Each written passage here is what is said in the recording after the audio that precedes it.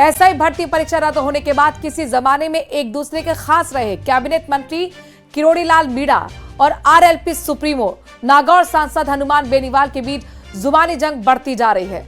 हनुमान बेनीवाल ने किरोड़ीलाल मीणा पर ब्लैकमेलिंग का आरोप लगाया तो किरोड़ीलाल मीणा ने भी पलटवार करने में देरी नहीं लगाई।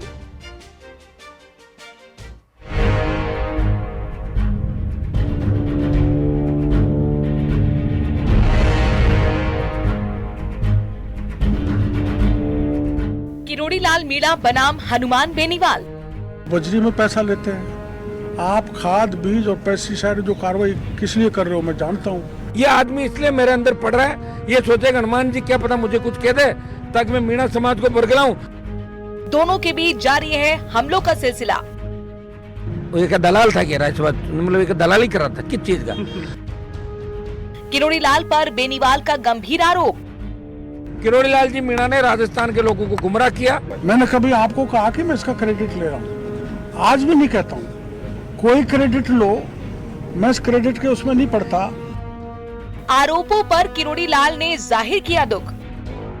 हनुमान बेनीवाल जी को क्यों परेशानी हो रही है? क्यों हो रही है? क्या कोई वो तो उनसे पूछो ना आप।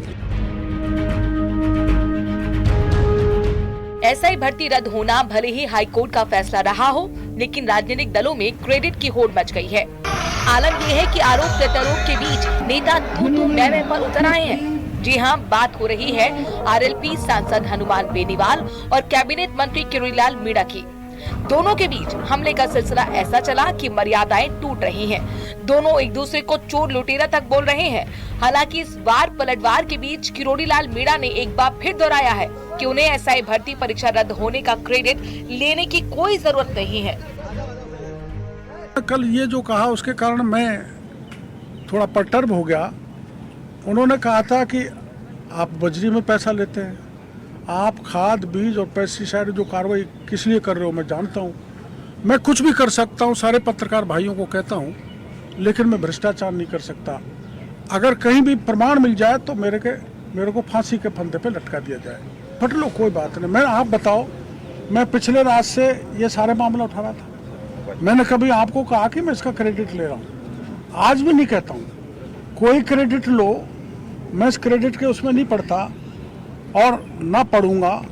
उनको क्यों दुख हुआ मेरे को समझ में नहीं आ रहा। जब से मैंने किसानों के खाद बीज पेस्टिसाइड पे छापा मारा है तब से वो तड़पन में है, समझ से बाहर है। अगर वो प्रमाण दे दें तो मैं राजनीति छोड़ दूंगा। और मैंने जो कहा है उसके में प्रमाण मेरे पास है, लेकिन मैं देना नहीं चाहता कि सामने वाले का भविष्य खत्म हो जाए।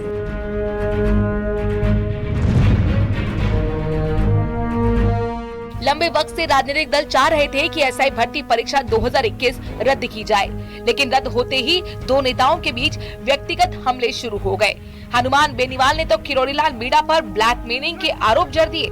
अशोक गहलोत से 200 करोड़ रुपए लेने की बात भी कही। हालांकि किरोड़ीलाल मीणा ने सभी आरोपों से इनकार कर दिया। और डॉक्टर साहब ज्यादा पे करने की आवश्यकता नहीं, अब जमाने आपके चले गए।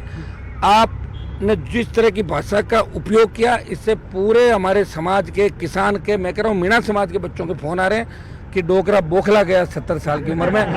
इन्होंने वसुंधरा को जितनी गालियां दी, मेल की महारानी, मुझे वसुंधरा जी के लिए क्या क्या किस्से बताए उन्होंने वसुंधरा जी के माता जी के बारे में भी क्या क्या बोला मेरे को इन्होंने। ये डॉक्टर साहब को शर्म आनी चाहिए। उसी वसुंधरा जी गोदी में जाके बैठ गए, वहीं पड़ गए, जाके पार्टी ज्वाइन कर ली। दोनों नेताओं के बीच बहस के दौरान बयानों की मर्यादाएं तोड़ी गई। हालांकि किरोड़ीलाल मीणा ने अब हालात संभालने की कोशिश करते हुए हनुमान बेनीवाल से दोनों के बीच हुई तू मैं को व्यक्तिगत तौर पर ना लेने की बात कही है।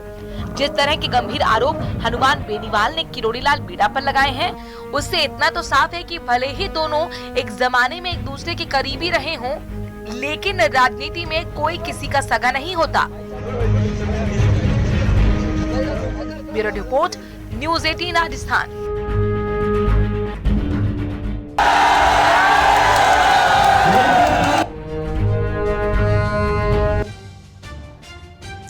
और और मारू राजस्थान में आगे बात करेंगे कैबिनेट बैठक से जुड़ी बड़ी खबर की। मुख्यमंत्री भजनलाल शर्मा ने 31 अगस्त को दोपहर 3 बजे सीएमओ में कैबिनेट की बैठक बुलाई है।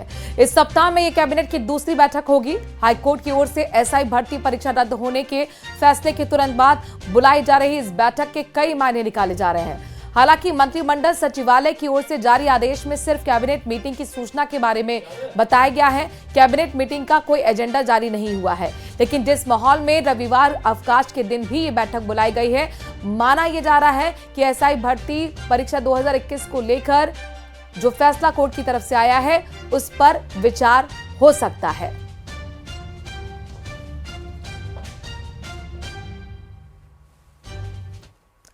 और अब बात करते हैं एक और बड़ी खबर की। कार्मिक विभाग के नए सर्कुलर के बाद सरकारी कर्मचारी में हड़कंप मच गया है। दिव्यांग श्रेणी में सरकारी नौकरी कर रहे कर्मचारियों का मेडिकल फिर से होगा। इसको लेकर कार्मिक विभाग ने सर्कुलर जारी कर कहा है कि सभी सरकारी विभागों में पुनः मेडिकल परीक्षण होगा। दिव्यांग श्रेणी में चयनित सभी कार्मिकों का मेडिकल टेस्ट होगा। इस वक्त की बड़ी खबर आपको बता रहे हैं, कार्मिक विभाग से जुड़ी हुई है। दरअसल कार्मिक विभाग के नए सर्कुलर के बाद सरकारी कर्मचारियों में हड़कंप मचा हुआ है। वजह फैसला है, दिव्यांग श्रेणी में सरकारी नौकरी कर रहे कर्मचारियों का मेडिकल फिर से कराने के आदेश जारी हुए हैं। इसको लेकर कार्मिक विभाग ने सर्कुलर जारी कर कहा है कि सभी सरकारी विभागों में पुनः मेडिकल परीक्षण होगा। दिव्यांग श्रेणी में चयनित सभी कार्मिकों का मेडिकल टेस्ट होगा। गुरुवार को राजस्थान हाईकोर्ट ने बहुचर्चित एसआई भर्ती परीक्षा 2021 रद्द करने का ऐतिहासिक फैसला सुनाया। इसके बाद कांग्रेस भजनलाल सरकार पर हमलावर हो गई है। पीसीसी चीफ डोटासरा ने तंज में पूछा कि पेपर लीक के बड़े मगरमच्छ पर सरकार कब कार्रवाई करेगी। अगले 24 घंटे में सीएम ने डोटासरा के सवालों का जवाब दे दिया।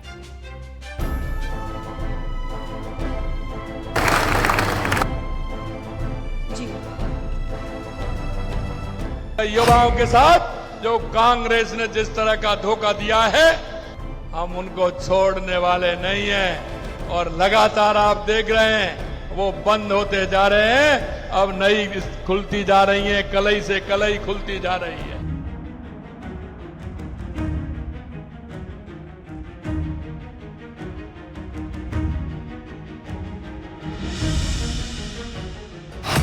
एसआई भर्ती रद्द होने के बाद अपनी पहली प्रतिक्रिया में सीएम भजनलाल शर्मा ने पेपर लीक के गुनहगारों के खिलाफ अपना चिर परिचित संकल्प एक बार फिर दोहराया।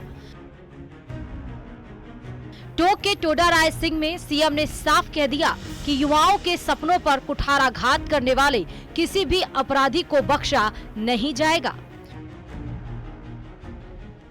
अरे एसआई भर्ती परीक्षा तो है, लेकिन पटवारी वाले भी पकड़े जा रहे हैं, और वो भी पकड़े जा रहे हैं। इन्होंने दिव्यांग के फर्जी पेपर दे करके और नौकरी पाली, वो भी पकड़े जा रहे हैं।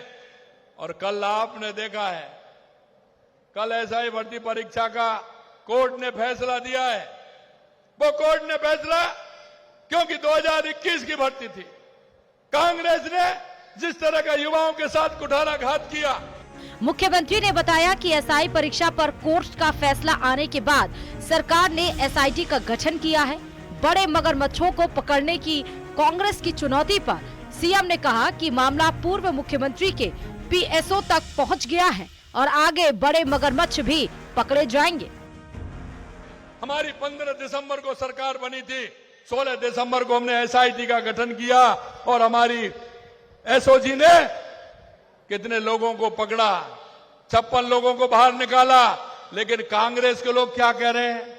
कांग्रेस के लोग क्या कह रहे हैं? भाई तुम क्या कहना चाहते हैं? अरे उसका आधार बनाने का काम हमने किया और उनको पकड़ के जेलों में बंद किया।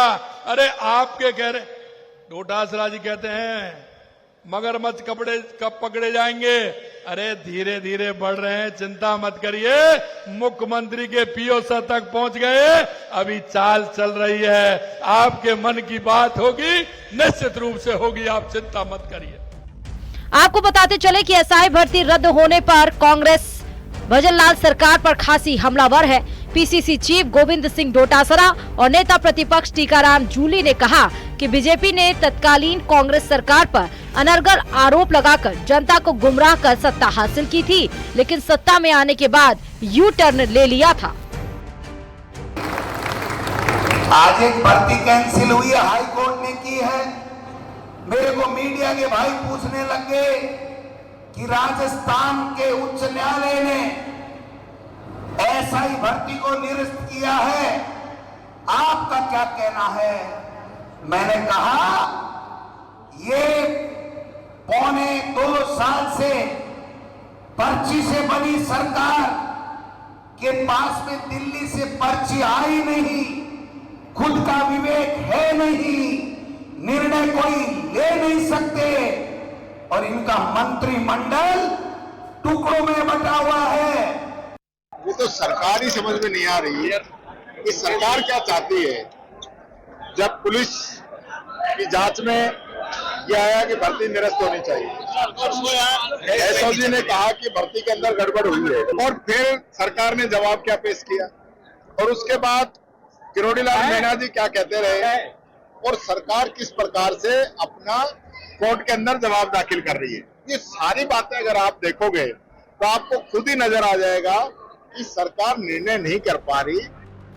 आपको बताते चलें कि एसआई भर्ती परीक्षा 2021 में अब तक करीब 125 आरोपी पकड़े जा चुके हैं। इनमें पेपर माफिया दलाल, परीक्षा एजेंसी आरपीएससी के सदस्य और पेपर खरीदने वाले अभ्यर्थी शामिल हैं।